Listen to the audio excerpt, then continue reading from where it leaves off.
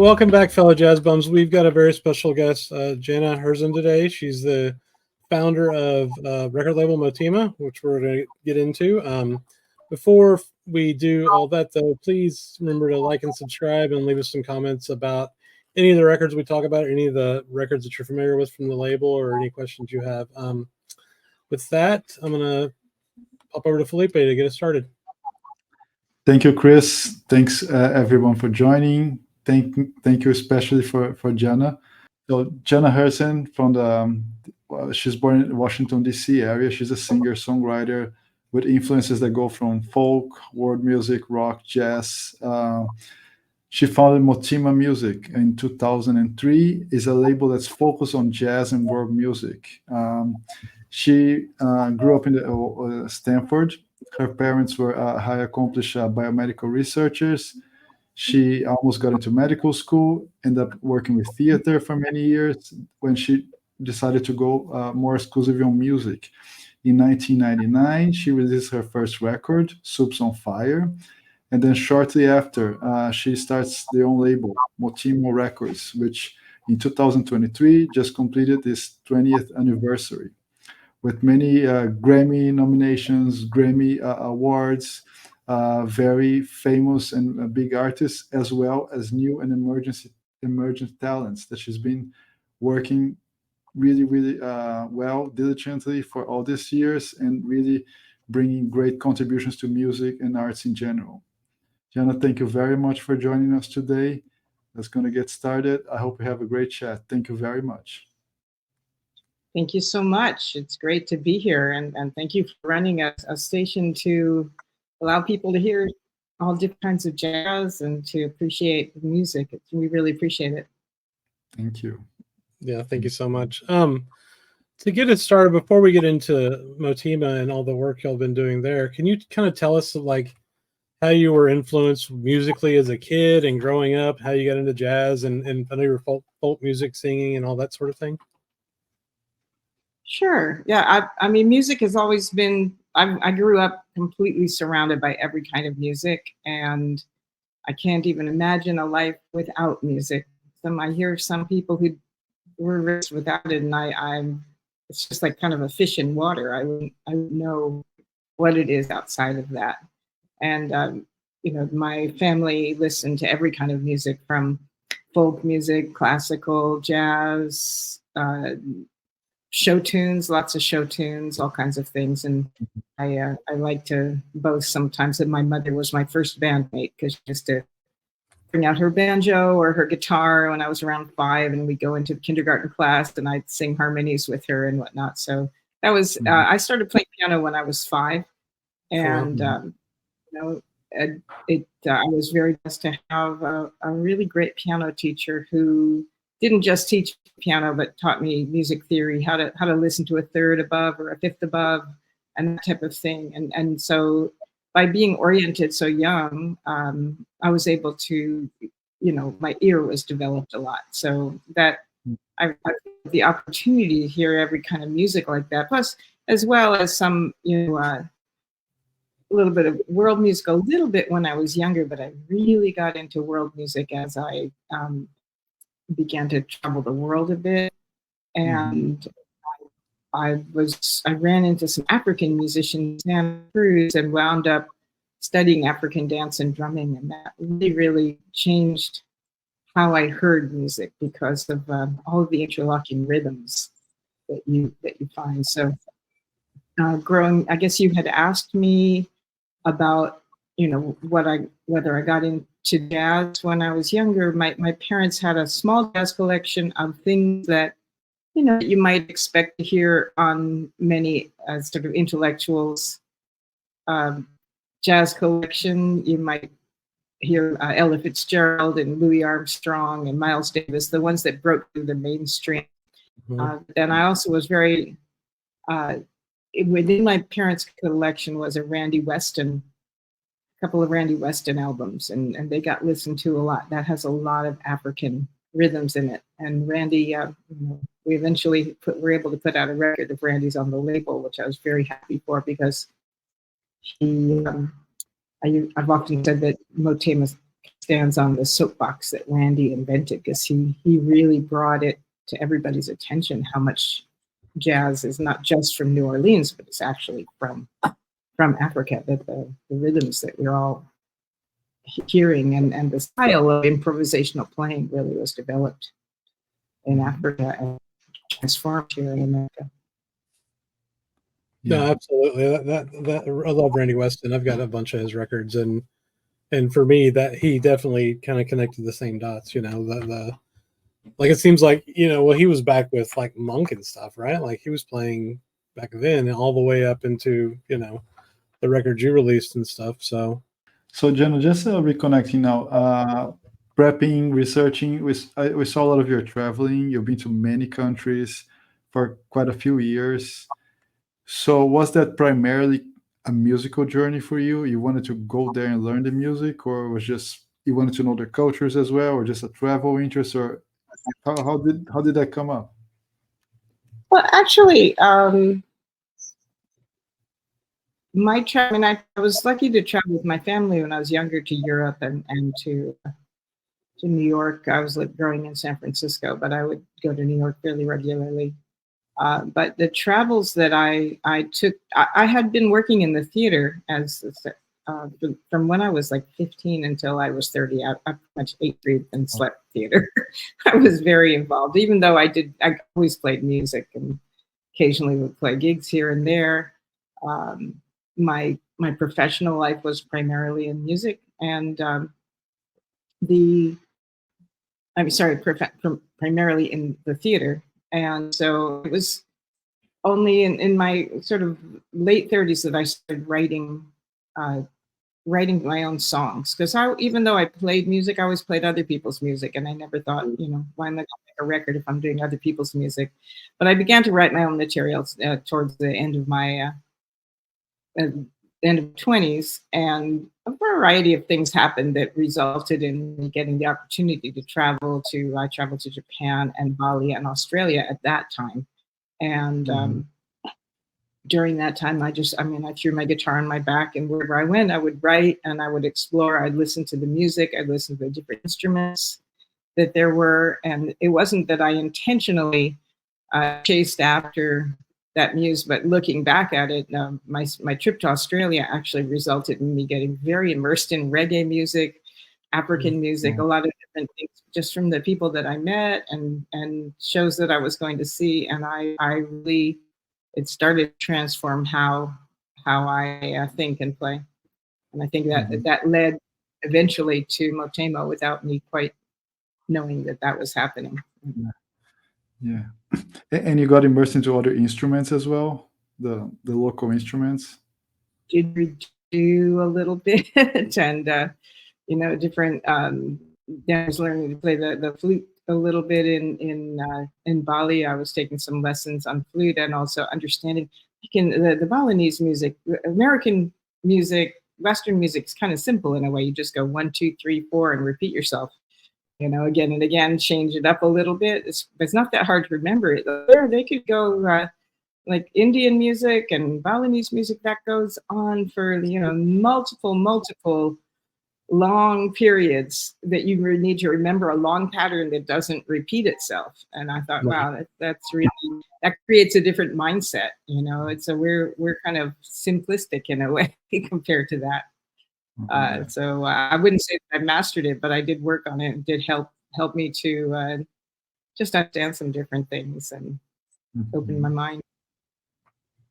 that's very interesting. I mean, Felipe has been familiar with your label's work for a while now, and I've just, you know, kind of come along, and I listened to that wonderful playlist that y'all put up on your website. It's on Spotify and iTunes and everywhere else, and we'll put a link to that in the in the video. But just the sheer breadth of the music was really impressive, and I swear there wasn't a single song that I skipped. They're just all really good, you know, really good tunes across the different genres that y'all have covered. So it's very impressive. I'm glad you enjoyed that. I really had an excellent time putting that together, because it was hard to narrow it down to just 40 tunes. I was going to do 20. I thought, okay, 20 for 20 years. And I said, no, that's just not enough. I can't. I'm leaving too many great people out. You know, but to go back through the years and listen to the different projects, favorite songs on the different projects, and just to listen to be of each person who has gone through the label. It's a very personal label.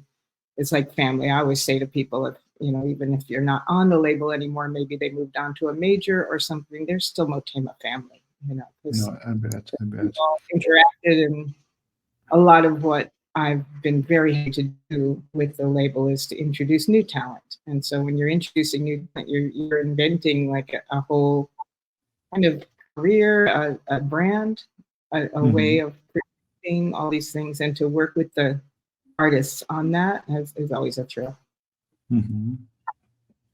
Yeah, that stood out to me. I mean, Felipe mentioned that in the intro a little bit, but it stood out how you have some of these really, really established artists like Randy Weston and Jerry Allen and folks like that, and then all this amazing new talent that, So how do you balance that, or how do you go about picking, finding new talent or developing a new project?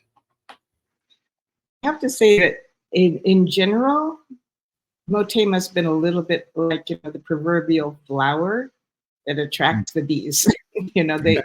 People have come to ask if they could be on Motéma, and it's been a seeking process of me going, does this seem right, for whatever reason.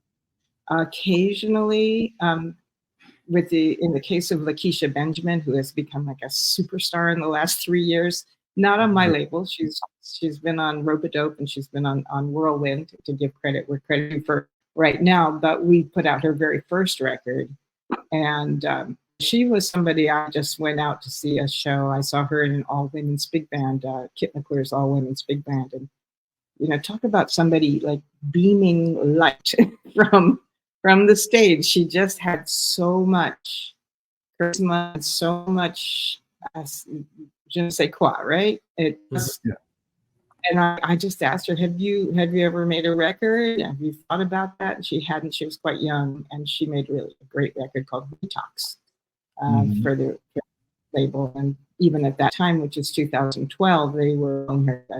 She was a game changer for Black music. She has a huge heart. I love Lakeisha. She's really an excellent person with a huge heart, really doing her best to spread a lot of light in the world. So, the question of who belongs on Motéma, if people have seen me interviewed before, they will have heard this. It's a simple formula. Number one, they need to be amazing live performers. They, be able to really make something happen in the room. Like you lean forward and say, what's going on here? That's one. And the second is that they should be, a master of their craft, or if they're very young, the way, a real commitment to artistry, high artistry, and understanding, so many levels to music, to understanding what's going on and being able to speak that language very well. And then the third criteria that I have is they need to care about making a positive difference in the world. So that to me is maybe one of kind of flavors. I mean, I think a lot of musicians do, but there's a lot of this industry which is about, people really want to become famous, or they have a lot of hunger for that fame. And the artists on Motéma generally would have a hunger for the best communication on their instrument, the deepest connection with their soul, that type of thing. And that's always what has always attracted me, the musicians. And so maybe those are the things. And also to have, like maybe something about their story that is a little different. And also we have traditionally, I've always enjoyed all different cultures, and I really enjoy when people are creating at the boundaries, at the borders, that at the border between jazz and soul, at the border between jazz and Indonesian music, or Indian music, or different ancient music, classical music. Those mixtures, it creates new and fresh sounds, and I've really favored that. And sometimes a project, maybe it doesn't have for me what sounds like amazing, what they call commercial legs. Like maybe it's not going to run for a long time, but it's something so special that I really want to put it out just to give people a chance to hear it and let it be presented in a good way. Yeah, no, I think it definitely comes across, and I feel it. Some titles I saw, sometimes you judge by the covers. I know it's gonna sound like this, and then starts, and there's just so much more to them. And one of the records that I had the chance to sample and flavor was this one here, Flamencora. Oh yeah, that's a good record. It's a beautiful record, and you look at the combination here, right? Mm-hmm. Right, Volker Goetze, Ali Bolo Santo, Chisoko, Alejandro Moreno. They just mingle so well. It just sounds so uniform, so beautiful. I mean, I think it goes to show that the musicality, how and showing this message. I think the label really shows us this very positive message of people coming along from different cultures and producing some amazing music. And I think that's quite an interesting thing. Is it something that you envisioned from the start when you started the label? So what was your goal when you say I'm going to start a label? What was your goal? To be 100% honest, when I first started the label, my goal was to get my own music out. I was like many people. It was the turn of when I finished Soups on Fire, which is my first record. That which actually didn't make it onto the compilation. I was thinking, oh, I forgot to put Soups on Fire, which kind of triggered the whole thing. And when I had finished it, I was trying to get a record deal, but it was a very, very difficult time for the record industry. 1997, 98, 99, many things apart because it was the introduction of the digital music, and it was making it that selling CDs suddenly became hard, and a lot of people lost jobs in the record industry. A lot of record labels reconsidered how they were doing things. It was before streaming, so we just had downloads, right? Mm-hmm. So I didn't know what I was entering into, honestly. I just I had been in I helped to form a theater company, and I had worked as a production manager for many years, and I knew a lot about just sort of managing the arts, and had plenty of opinions about music and theater and whatnot. But to navigate the music industry, which has a number of high-end industry lawyers and business people have pointed out, is it's a penny business. It's all about counting pennies, and I've never been one to count pennies. So it's been I goes against the grain a little bit, that part of it. But the coming into it, I think it was a blessing that I didn't know what I was going into, because we just sort of went at it. And I did not do this myself. I engaged various people. It started off with David Neidhart and Susie Reynolds. David had been a lifer in the music industry. Susie was a manager, and we kind of crafted a plan on how to sort of help me to navigate getting our first international distribution deal, which was the first step. I can't remember the question you asked me. You asked me a question about whether we plan something. If everything that we get labeled, this whole idea is, have you envisioned from the start, or was this something that was kind of coming along, like forming over time? This thing about the message, the positivity, the diversity, the music from all over the world, and having artists with really a meaning. Yeah, that was something that you just want to have a label and put music out, or you had a vision how you wanted the music to sound.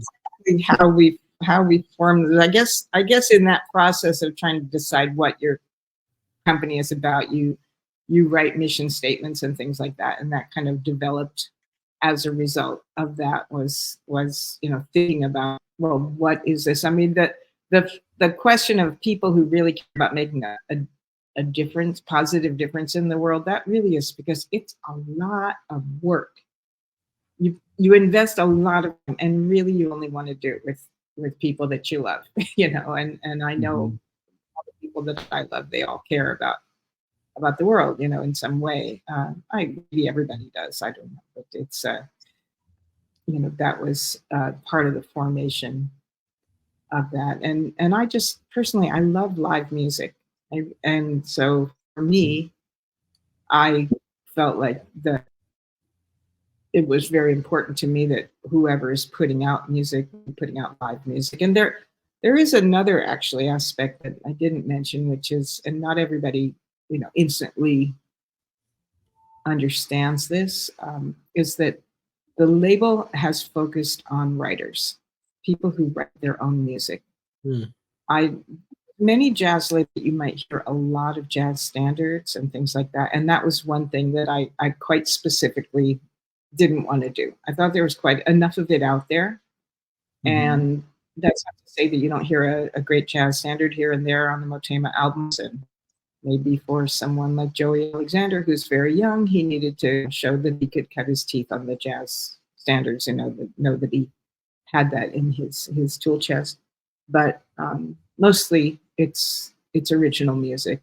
You know, from perusing the playlist and also listening to several full records, the purpose that y'all have is definitely coming through. Like, especially with this, you know, caring about the world. I mean, the Terry Lynn Carrington record, I think it was released in 2020. That was just a beautiful, beautiful production.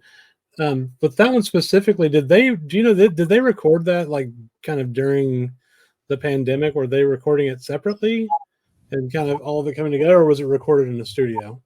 Actually, Terry did bring me that record finished. I don't 100%. I don't know all answers to that, but I know that it was recorded before the pandemic for sure. Oh.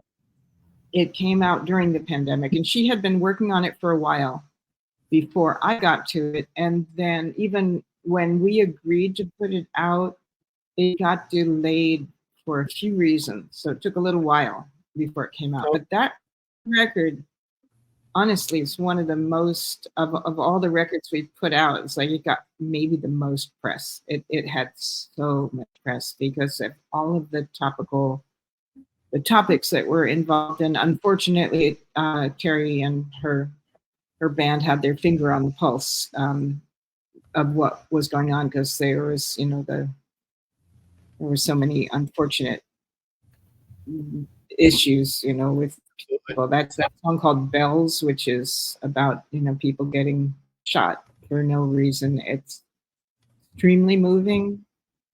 And, you know, that group of musicians really had both, you know, incredible musical chops and a really important philosophical message to share and political message to share. Yeah. I say I really admire Terry Lynn. She is somebody who has really used whatever, you know, bits of fame that she has gotten through the years and used it to advance many causes, and, you know, runs the Institute of Gender Justice for Jazz, which, you know, interestingly, Terry Lynn, I knew Terry Lynn made another record before doing Waiting Game with us. She did a project that was a trio that was co-led by Terry Lynn Carrington, David Murray, and Jerry Allen. And so I got to know Terry more during that project. It's called Perfection. It lives up. It's really quite an amazing trio, those three. And you know, Jerry and Terry both did a lot, and Jerry Allen was really an important person for kind of carving pathways to let women have more autonomy and more visibility in jazz. And she struggled a lot, a woman in what was, and I like to say it now, what was really a male-dominated industry. And in the last few years, we've seen so many amazing women artists that have come, you know, to to command Grammy Awards, to command, tops of various Instruments of the Year award lists and things like that. And I think that women are being taken as equally as important as men in the jazz world now, where they weren't for a long time. There's absolutely no doubt. Yeah, that's great. I mean, that was the first record I listened to on your label when I was preparing, for our talk and stuff. So it really kind of set the stage for what else I was going to hear. So I think it's really important. I wish more folks were caring about the same things that y'all are caring about. So I appreciate that very much. Yeah, that's really impressive record. And speaking of women and jazz, and I am still impressed, and I really love the record by Shutin Edenebatar. Oh, right. That the record came a few weeks ago, right? I think it was just released. There was some singles released a few months ago, but now the full record came out, and it's so impressive to see she wrote the record, she produced it, put together an amazing band, and the sound quality of the record itself. I got the record, not the CD, is also outstanding. I mean, how do you feel about that project? How was it? How did you find her? Someone from Mongolia in Germany. Yeah, it's really one of my favorite Motéma stories, actually, because I was debating, honestly, through a lot in the last few years, because losing Charnette, who was my husband, who I made a lot of music with, was a very, very dear friend for even before I got married to him, and has been an important part of the label. And losing him suddenly my world a lot. And the pandemic hit. We had the business was hit very hard, because a lot of what record labels count on is or at least smaller record labels count on artists going out on the road and selling their CDs. So the entire business just halted as far as that part was concerned. And I was really debating what I would do for 2023.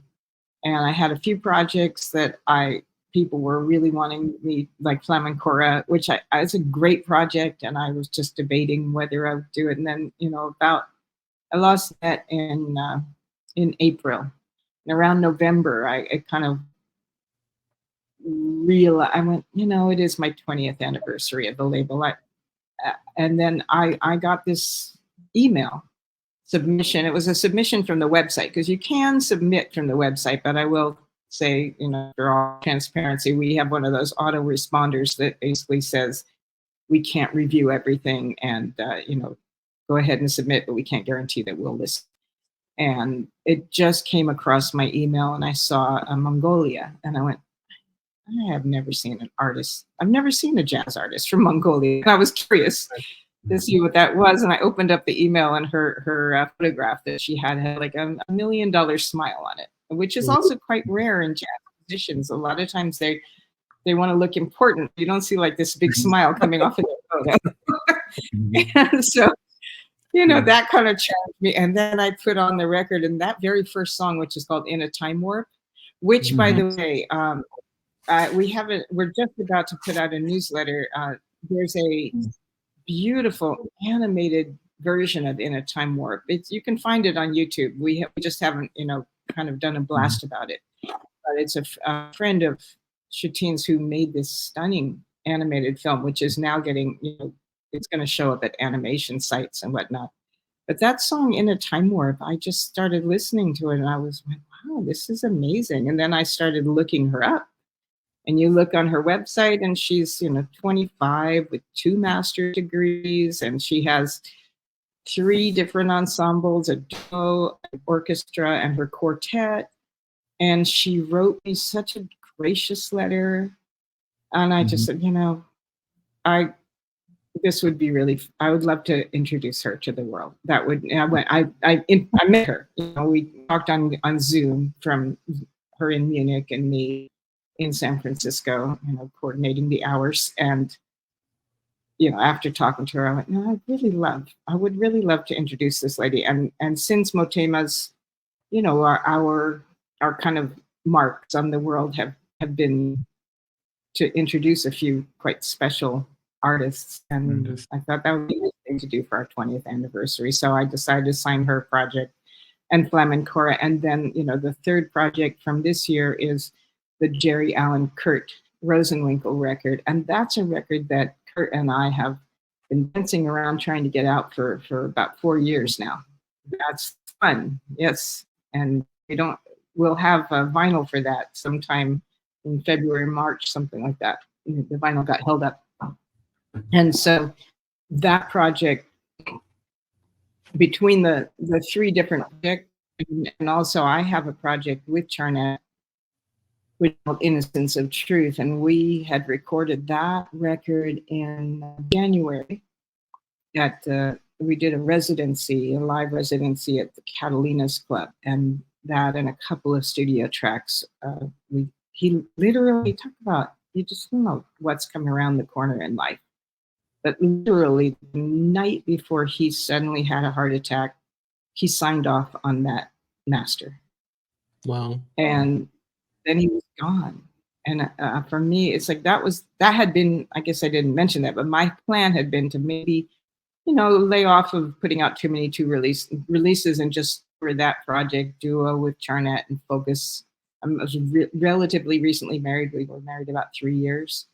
And 2 of those being in the pandemic. And so we were just going, well, all right, let's get out. We'll go out and tour. So, you know, I lost my partner, which I'm not happy about. He's with me all the time spiritually, but, you know, I leaned into the Mama Motéma side of me. And I said, okay, let me put out Shutin and Flamencora and the Jerry Kurt record and Charnette, you know, basically last records. And that became our 20th anniversary season. You know, pretty much carried a little taste of everything that we've been about. You know, we've got some veteran musicians, and Kurt was an amazing guitarist. So astonished. He's having his own watershed moment right now. He's got 4 albums. He has his own record label. We co-released the product between Heartcore and Motéma. Motéma meaning heart and Heartcore meaning heart. Then we called it a love story. So how much more love can you pour into it? Exactly. Well, I just wanted to say I'm very sorry for your loss. I can't imagine losing my partner, and you know, our heart goes out to you for sure. That Shutin record, though, just blew me away. I mean, I listened to that yesterday and I listened to it again today, and it's like you don't really ever quite know where it's going, because like one song seems really kind of like a ballad and kind of really chill and really ethereal, I guess, and then some of the other stuff is exploratory and kind of avant-garde sounding, and it was a really impressive record. So yeah, but it sounds at the same time very cohesive, right? Absolutely. Doesn't sound like a debut record. It sometimes is the ideas are quite not there yet. It sounds like patchwork, but this one, it sounds so solid, so, you know, well written, so well put together. It's a very, very cohesive work for sure. That was very surprising. One of the biggest surprises I had this year, and I'm really. She had a massive amount of positive press on that record, and most people just commenting exactly that. There's a All About Jazz reviewer that commented, you know, it's just rare that you see a debut album that is that assured and, you know, mature. And I wish I was that mature when I was 25.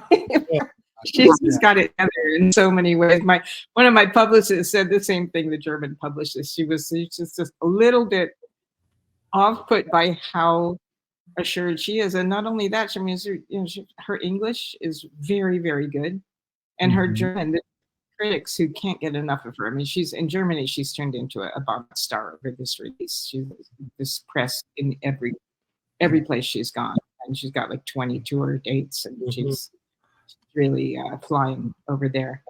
And the German journalists. The journalists are like, well, watch out, she might correct your German if you don't, you know, think to have the language skills that together also, which made it, you know, one of the reasons I could sign her is because her English was very strong, and I knew she'd be able to conduct herself with all interviews.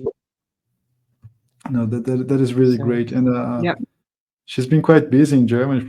Is she coming to the US eventually to play?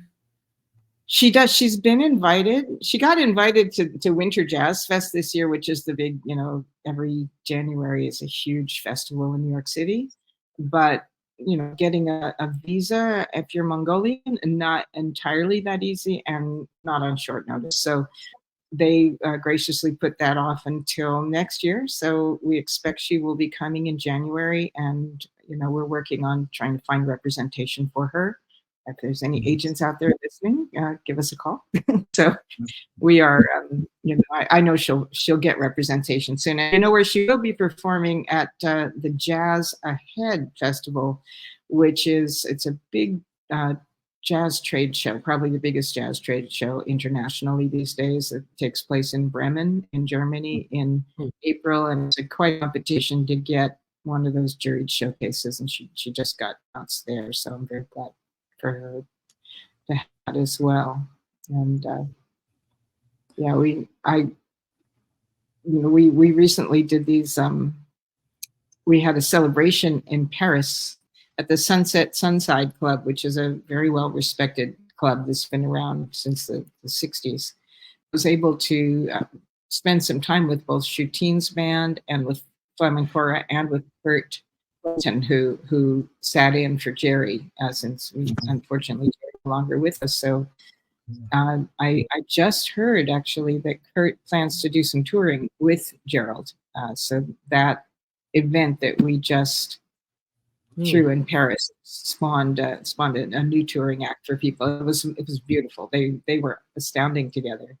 So it was done in tribute to Jerry, and so Jerry's legacy lives on in so many ways. She was such an important artist on Motéma. Really, you know, I feel that Jerry being signed to the label when we signed her, which was 2010, when I got the call.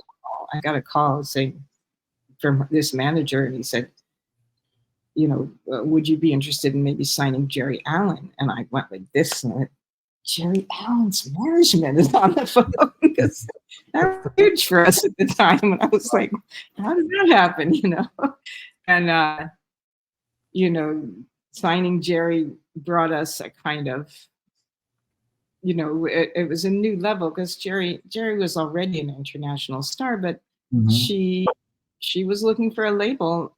Any great musicians at that time were, because the labels were, if you didn't meet your numbers, you were getting dropped, and it's not to make numbers in the jazz world. And so for us, it was an amazing thing, and I really was so very happy to work with Jerry. We put what I signed her to was a 3-record solo deal. Like, she would put up 3 solo records, each one of their own concept. And they had she invited a few people to join. She had, the first one was called Refractions, into the sound, and it was her tribute to McCoy Tyner, Herbie Hancock, and Russell Taylor. And so it was just a magnificently creative project, and did very, very well. We sold quite a bit of vinyl on that, but it's not, there's 20 copies left of that are sitting in my garage, and I am thinking about what I will do with those exactly. So and then there, she had Grand River Crossings, which was all about her. She was a Detroit artist, and Grand River is the big river that you cross when you go through Detroit from one side to the other, and she crossed it quite a bit, and so she called it that, and it had every kind of music from Motown and jazz and different things that had influenced her from growing up in Detroit. And then the third one was called A Child is Born, which I think I have. Yeah, this record, A Child is Born, which is, you know, technically kind of this album. However, it really goes way beyond Christmas. You know, it's a very it just musically, it's deep what's going on in that record. And and A Child is Born, it's not a Christmas song. It's actually a song. I think it's Hank Jones, right? So that's a great record also. The so you know, Jerry coming to the label kind of helped level us up. And more and more people started coming. Jerry came. You know, so little. It's like I came from San Francisco. I started the label in San Francisco, and then I moved to New York. And really one of the most exciting periods of Motéma's existence. So when I first came to New York, we were in what they call an incubator office, which is just, we just had a desk in a big room that had a bunch of other companies in it. And we had a couple of desks. And then we got kicked out of there because somebody wanted to take over the whole place. And so we went looking, and we found like a little office in Chinatown, because I didn't have much money to be paying for New York real estate, right? Little office in Chinatown. And so we were down there for a little while. And then one of the guys that was working as a marketing guy and one of the artists on the label, Mark Carey, they were wanting to start a studio, and they were looking around Harlem to see what they could find. And they actually found the landmarked Langston Hughes house. It was where Langston Hughes had lived in Harlem, and it was very run down, not taken care of, but it did have a landmark plaque on the front. And so we wound up going there, which was really, you know, a special place for a record label, jazz record label, to have our address. And those two guys, they put studios on the second floor. I had the record label on the third floor, and we put a lot of effort into making the first floor into a salon performance area. And it really was, it was a great time for a little while. We had a lot of really amazing cultural things going on, poetry slams and classical music and jazz. We put in, I arranged to be able to get a really nice piano in there. And, but unfortunately, one of the partners that was involved wasn't being honest about some situation, and it made the whole thing fall apart. So that was too bad. And I wound up moving just down the street to a floor through brownstone, and I ran the label out of Harlem for years, and I loved it in Harlem. It was just, you know, sort of coming up. It's become quite gentrified since that time. But I liked the streets and the beautiful brownstones and being out of the big melee of downtown Manhattan. You had like some breathing room. And plus, of course, Harlem has so many roots in jazz. There's so much so important to the history of it. So I was really lucky to be able to work out of there for a long time. It was just, I closed the office during the pandemic because the staff, I had to downsize a bit anyhow because of the business. And then, okay, you know, I don't really need office days. You can do it all offline. But I still get into New York because I have a place over there. So you mentioned Jerry Allen. How did the project Hudson came along? Because it's another project full of stars, right? Jack Jonette. And, well, that was a project. One of the managers on the label, one of the managers had another artist on the label, brought that project over, Dave Love. And then one of the people who was working for me at the time, Robin Thompson, she had a pretty strong connection to Jack DeJohnette. And it was Jack's 75th birthday. So the idea was, let's put, I mean, they put this record together and they brought it to me. And, you know, a lot of the records are just, you know, people make their record, bring it over to me. And then I go, okay, let's do a marketing, let's have a partnership on marketing this. And so those guys got together though, because they all lived in upstate New York in the Hudson River Valley. Have you guys ever been there? I have not.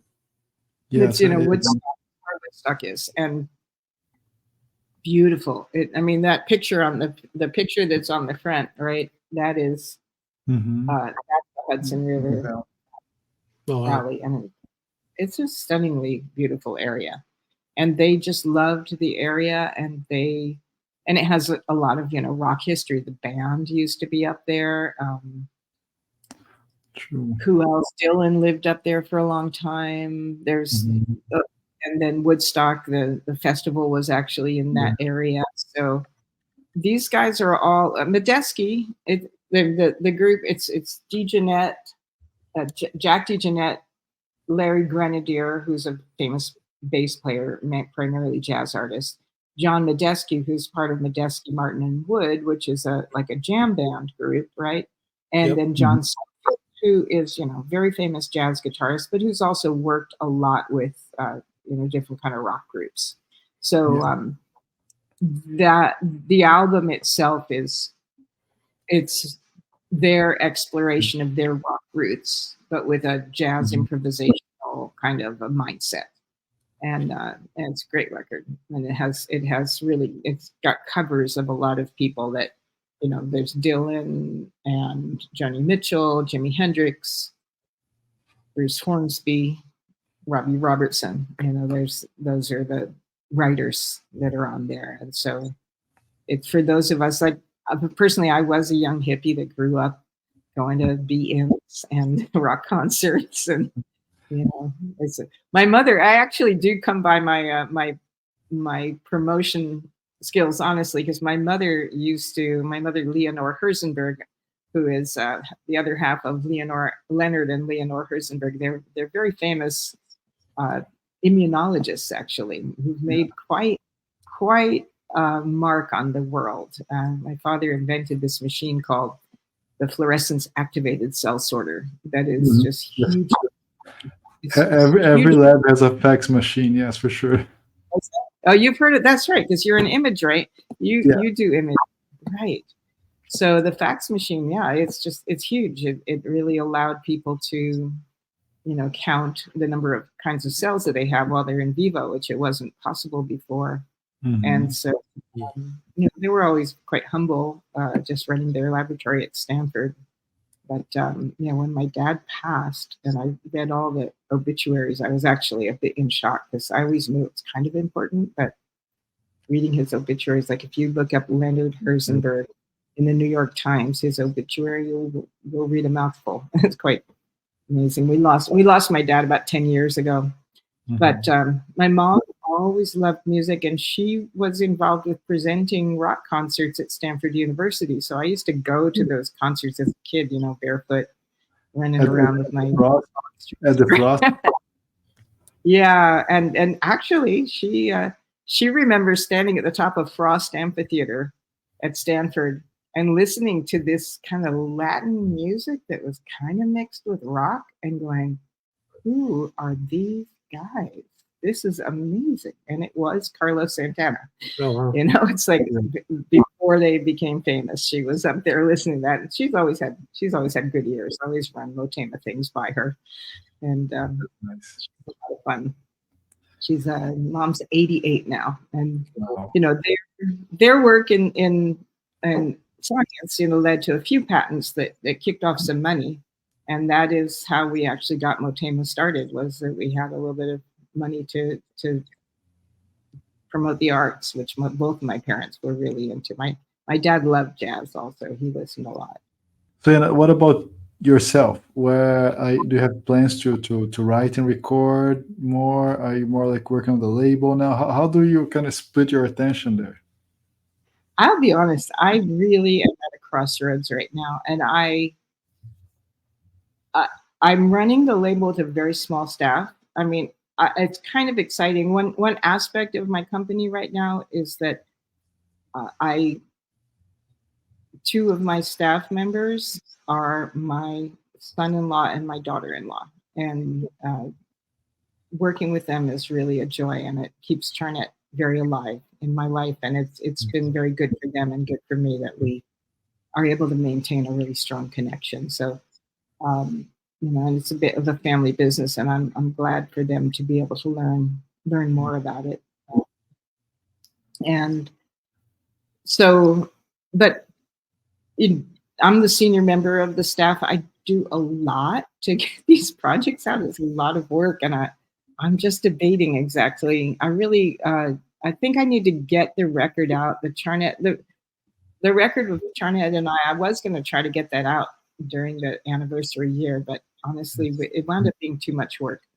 I've been sitting on a couple of juries that have taken a fair amount of time, and a lot of family issues that took a lot of time. And I finally said, I think I'll just put this off until this year. It'll come out this year in the first quarter, or maybe beginning of the second quarter. And I believe that my next musical steps are going to become clearer after that record comes out, because I really need to give that its time. I sincerely do hope to be able to work with the family and some other close musical partners of Charnette, and to be able to do a tribute album. For him, and possibly, we're toying around the idea of a compilation for him. We put out lots of Charnette records that we've put out through the years. This one, I don't know if you've checked this one out, but Music from Our Soul, which has a whole lineup there. As Pharoah Sanders, Dan Jordan, Cyrus Chestnut, Jeff Tain Watts, Victor Lewis, and Mike Clark. They're all legends. And this is a great record. This came out for the 30th anniversary of Charnette's life in music, which he started, when he was, it's the 30th anniversary since his first record came out, which came out when he was 18, and we've got SOS, Spirit of Sound is one of Charnette's records. This is the first one that I actually collaborated with him on. And that's got a lot of different Motéma artists on there.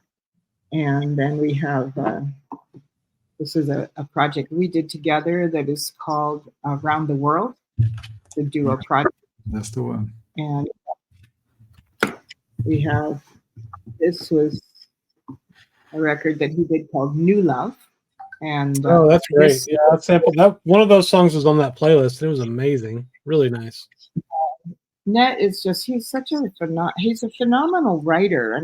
People know him as being a phenomenal bassist, but he writes earworms. They stay right in, you wind up remembering them. Shootin's like that too. Those songs stay with you. Yep. And that is one of the things that I like to see people do. This one here, Bright New Day, was he wrote this after his wife died. He'd been married he was married for a long time, which is not an easy feat, in the jazz business. Relationship together, be on the road all the time. And this album has some really beautiful music on it. And he wrote this to kind of move forward from having lost his wife. I was with her too. I loved her very much. And that was the first record that I actually played on as a guitarist. And that was my first sideman gig. Oh, nice. To play on somebody else's record. I always just did my own music and got amazing musicians to come help me realize my music. But I really enjoyed helping Charnette get his sound out. And when he first asked me to play with him, I was like, are you crazy? I'm not really, because I didn't think of myself as a free jazz guitarist. That was not on my list of what I thought I could do. But he said, no, you'd be great, because he had been playing on my records a couple, so we knew each other's playing, and we would jam a lot just to warm up. And he said, no, I want your sound on my records. And in the end, I understood why. It took me, I had to hear it. I went, okay, I'll do it, whatever. I played some of his gigs with him first, but I really enjoyed, and he really freed me up as a musician to explore a whole different side of myself that I really didn't know was there, and he started singing more too. He always wanted to sing, apparently, and I said, well, go for it. Just do it. And he has a beautiful singing voice, and that was one of my really heartaches, is that he just was moving forward in that. I think he was going to really express himself and make some beautiful songs. there's a few that you can hear online now. Yeah, that's how he feels about his records, his composition. As you said, they're earworms. It's really, very easy to connect to, but at the same time, it's not like a music that's so contained. It's really expansive in a sense that so many ideas there. It's not like your traditional, catchy tune. No, it's very. I think it stays with you because there's something else in there. That's how I feel about his composition. It's really interesting. I used to call it free world music because it was free, and he always had a world element. So that's where he and I think, connected. He loved Indian music, and he had a real feel for African music and reggae too. And the Indian was for him very important. He brought a lot of tambour and tablas and whatnot. And his son Max actually made several records with him as a drummer. And his daughter Maria sang on there, and his wife Angela played on some of the earlier things, and she was an actress also, and she used to do spoken word on some of those earlier records. So I got to know the family when they came in and started, making records for Motéma, and they all arrived. Amazing. The Moffats are an amazing clan, and Charnett himself comes from I don't know if you know his history, but it was a family band. His father, Charles Moffat, he played with Ornette Coleman. Oh, wow. And so Charles actually was quite a musical genius, but he made his living as an educator because he had 4 kids to raise. And so, but he played with Ornette. They were best friends growing up in Texas, and then he played on his earlier records, some of the more influential ones. And then he had the Charles Moffat family band, which was based out here in the Bay Area. And I met Charnett through actually Stanley Jordan, because Charnett played with Stanley Jordan on a lot of his earlier records also. And Stanley, I happened to have gone to high school with Stanley. We didn't stay to be close friends, but we always had we knew each other from high school, and so there's always been that connection.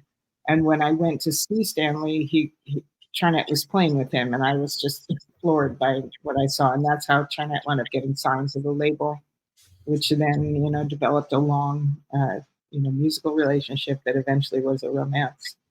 But the Charnett's very wide open mind. Charnett also worked with Jerry.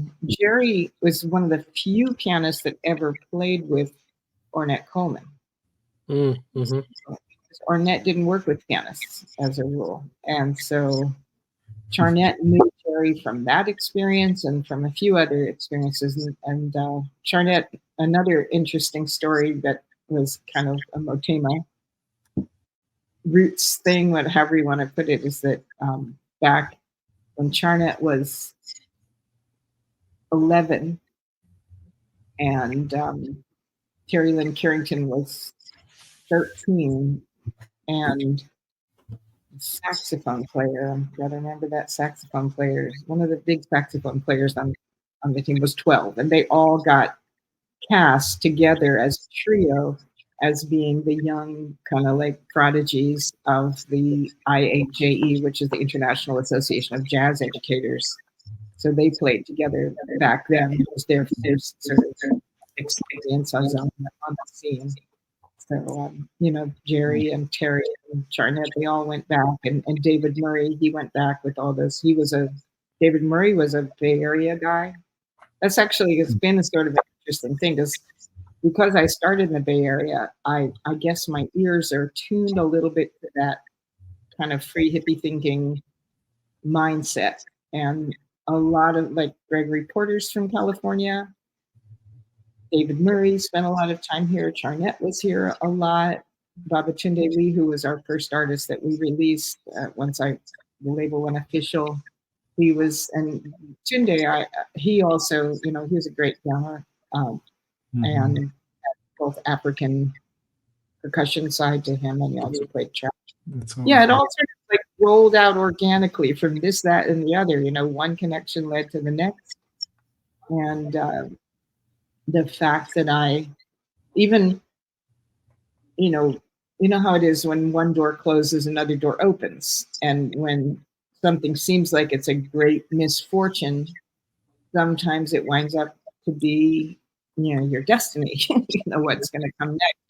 So actually, when I first decided to make the album Soups on Fire, let's see, I have that's Soups on Fire, the very first Motéma record, before Motéma even was Motéma. I mean, I had the name, and the heart logo, which is right there, right? It's right behind me, right? That's actually designed by Winston Smith, who is a famous San Francisco artist, happened to be dating at the time when I started the label.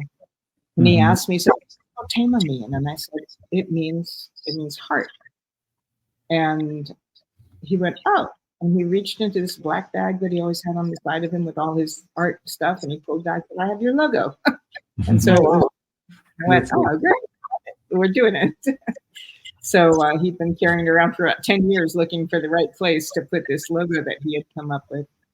And thank you, Winston, if you catch this show. And I recorded my record finally, and then I was trying, actually before, hadn't recorded. I'd written these songs and I was trying to get it recorded. And the guy that I hired as a producer here in the Bay Area, he got the job to be the bass player for Carlos Santana. Oh, and cool. I was, oh, that's great. Are you going to have time to finish my record? And he said, oh yeah, absolutely. I'll have the national next now, whatever. But then the guy was on the road constantly. He never could finish my record with me. And then so it's a complicated story. But long story short, he quit. And I was stuck without I couldn't use the demos we'd made. And I was in San Francisco during that period of time. And I met all these African expats, a woman named Mabiba Baye and another man named Samba Ngo. And I wound up learning all these African rhythms, learning to do African drumming and dancing because I had time on my hands waiting for this guy to get off the road. And as a result, I wound up really opening a whole new musical dimension, which then eventually attracted, it resulted in me hiring Babatunde Lee as a drummer and him being willing to work with me because he enjoyed the African rhythms. And then from that, we wound up putting out the first couple of records. He introduced me to Susie Reynolds, who worked with me and introduced me to another guy in the business. And one thing led to the next, and here we are. So that's awesome. Kind of fun. That's great.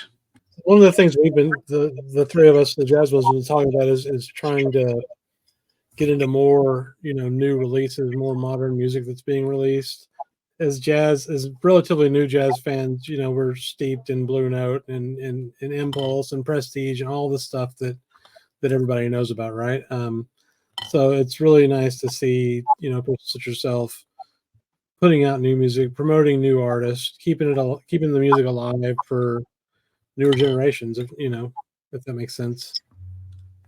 It's I think it's a kind of a golden age of jazz right now. There's so many great players out there. People are really putting their heart into it. They're studying hard. They're really, you take people like Melissa Aldana or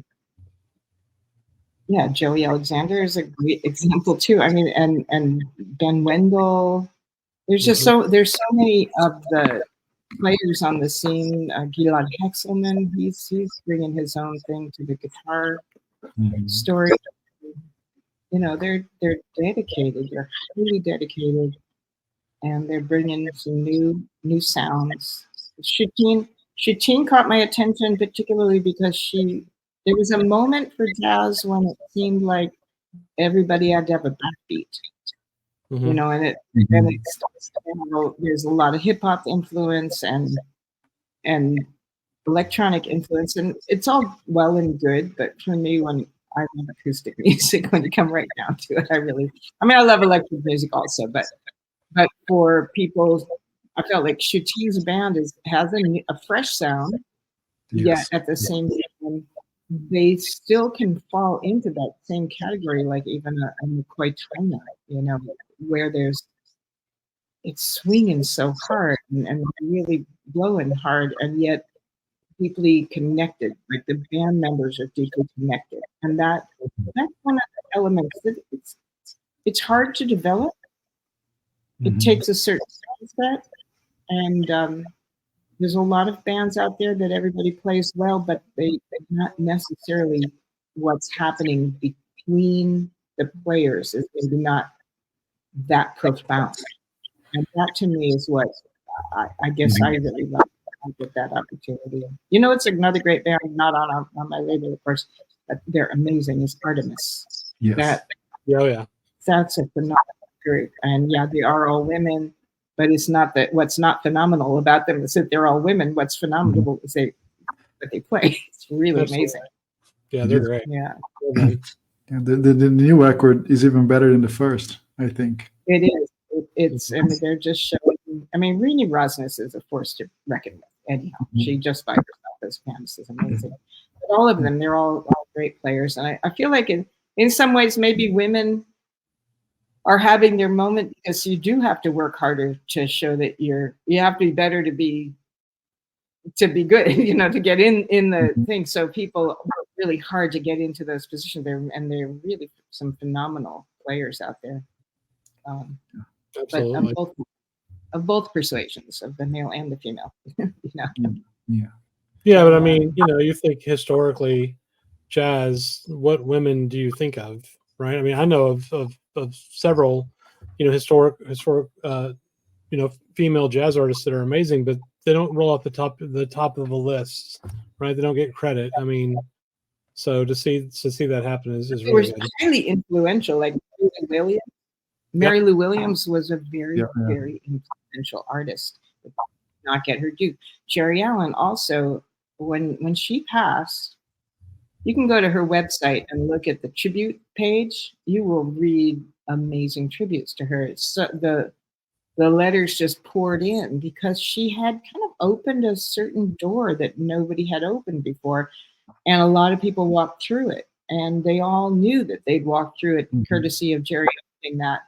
And they were paying their tribute to her, even if she did not get one of the MacArthur Awards she didn't get lots of awards. She did get nominated for an NAACP record award. She got nominated for the first record, which was Timeline, which is also a very good record with piano and tap dance. The tap dancer, a drummer, bassist, and Jerry. It's very joyful. Very, very joyful. I highly recommend you check that one out. I don't think that one made it onto. Did it make it on the? One of the albums that I really, really love. I wanted to share. Evolutionary Minded is it's the music of Gil Scott-Heron, and it's reimagined, and it actually has Brian Jackson on the album. Brian, who was Gil Scott-Heron's musical partner, that made a lot of those, wrote a lot of those songs. And this record is it's phenomenal. It's a rap. There's a lot of rap on it, hip hop, but it's highly melodic. Also, I don't know. I'm not. I sometimes can get a little tired of listening to much rap, but I feel like the poetry is amazing because of Gil, and he really was an amazing poet. And Kintia, who is the producer on this record, along with Brian Jackson, he did a great job. This is one that didn't sell as well as I thought it might. It had M1 on it. It had M1 and Martin Luther, a couple of kind of big name sort of hip hop people. I still, I don't give up on my projects. One of these days it's going to have its light in the sun. But I highly recommend that people check that out. And this one too is really, that's a cool catalog record. Nilson Mata, who's a Brazilian bassist, a great one. And this is his version of Black Orpheus, and it has a ton of stars on there. You can see Lenny Andrade. We lost Lenny. I have one Lenny record on the project, but we lost her this year. Kenny Barron, Randy Brecker. Who else is on there? Gretchen Parlato. A lot of people on there. But this record, I mean, as a kid, I watched that movie quite a bit, the Black Orpheus movie, and that music also really influenced, I think, my mind. And this has a few songs on it that were ideas from the play that they made the movie from, that never made it in. So it's good to hear it from that standpoint, and also just to hear these really great versions of the songs of Black Orpheus. So that's a good catalog record right there.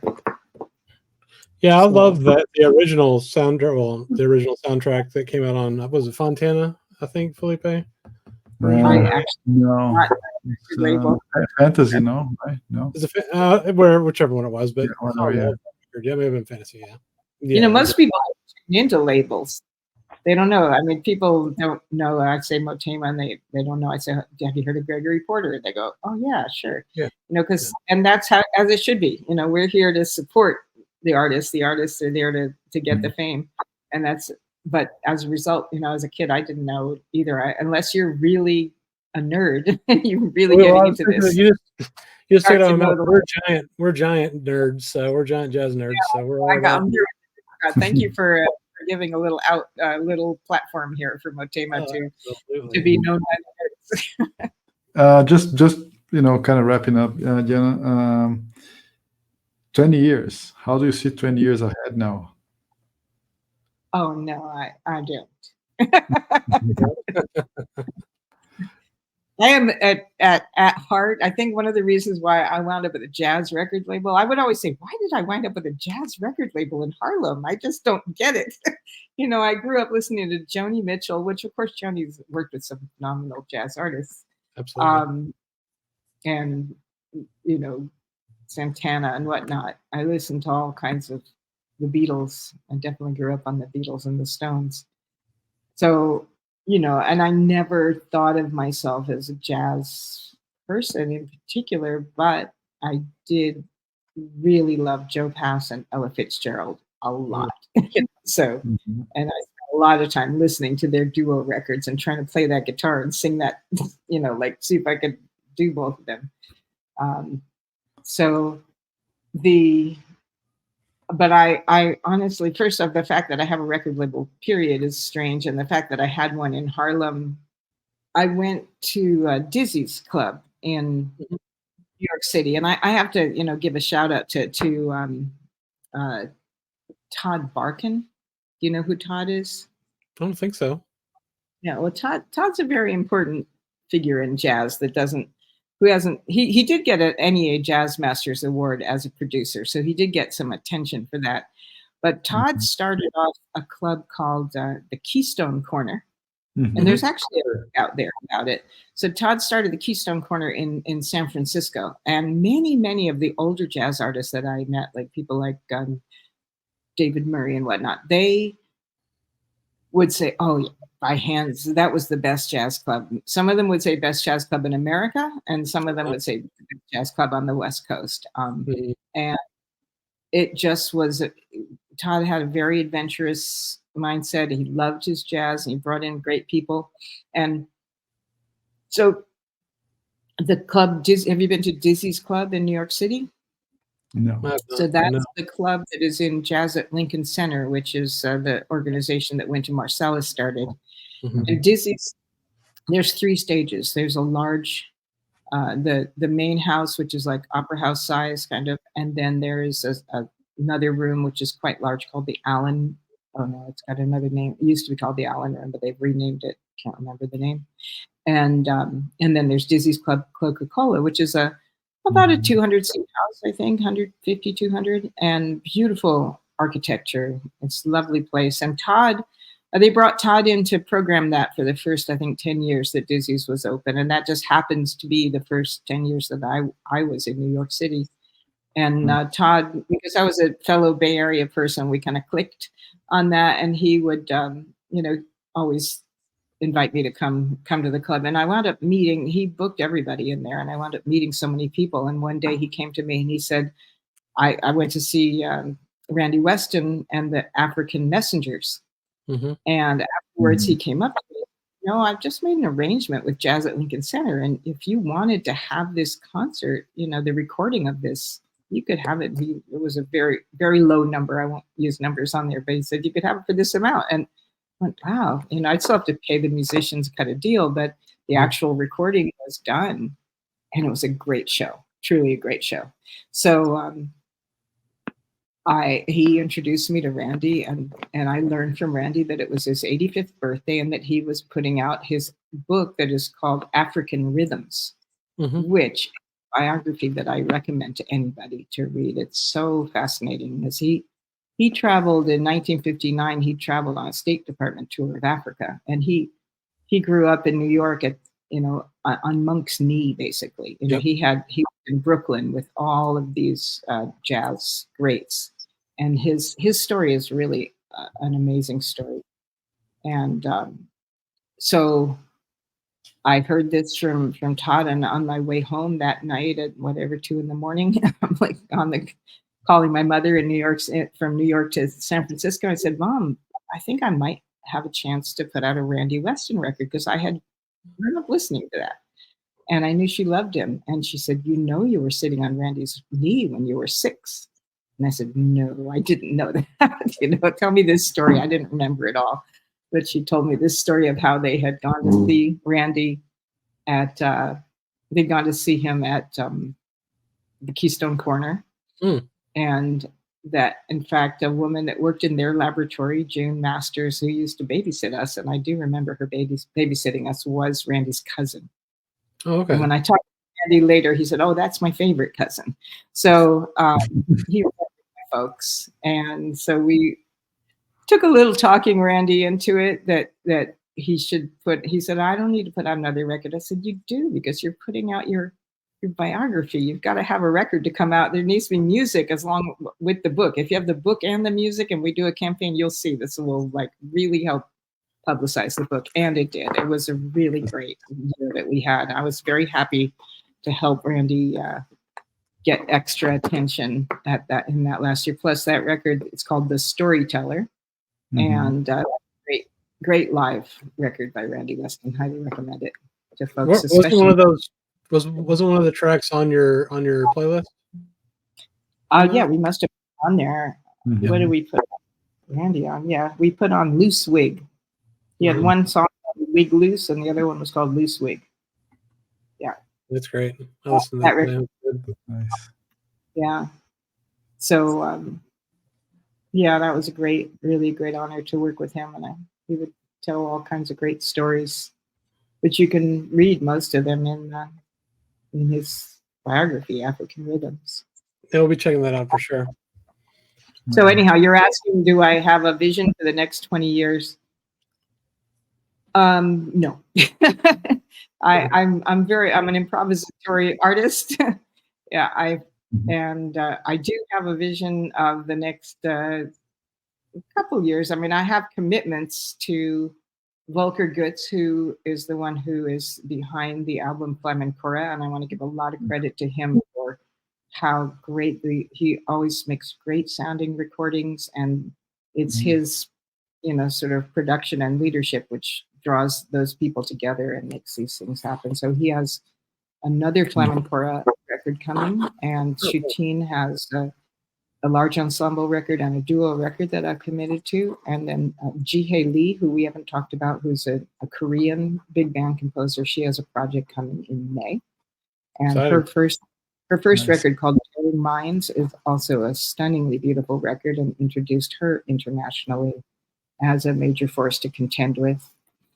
And I'm trying to think, but there's other projects that are in discussion, but those are the ones that I can mention, and my own project with Net, and that's what's coming up for the coming year.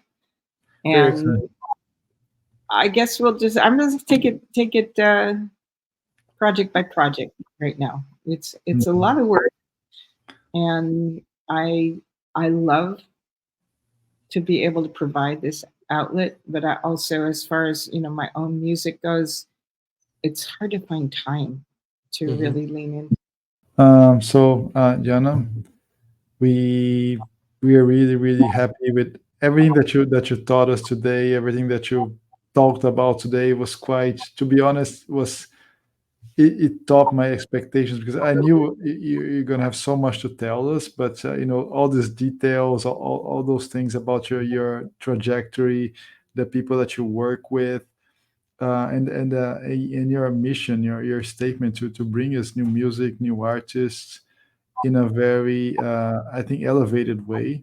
That's in a high quality technically, and most important, I think musically, and right, the feeling, everything is there, and I think we are very grateful and thankful that you talk to us today, and I think everybody's gonna enjoy and learn more, and hopefully have more contact with all this amazing content that you have been releasing throughout the years. Thank Absolutely. you. Well, I thank you guys so much, and I do encourage everybody to drop by our YouTube channel and motéma.com. I'm gonna give you the link that has a link to all of our socials, as well as the Okay. Yeah, absolutely. actual 20th anniversary compilation. And yeah, I just appreciate everybody who's worked with the label, everybody who's been on the label, and everybody who's listened to the label, because honestly, those three elements are necessary in order to make this all happen. And I do thank our Father and our Mother God for all of the blessings that have come my way and have come so many people's way, and encourage people to, follow their hearts and to learn as much as they can about all the things that matter in this world.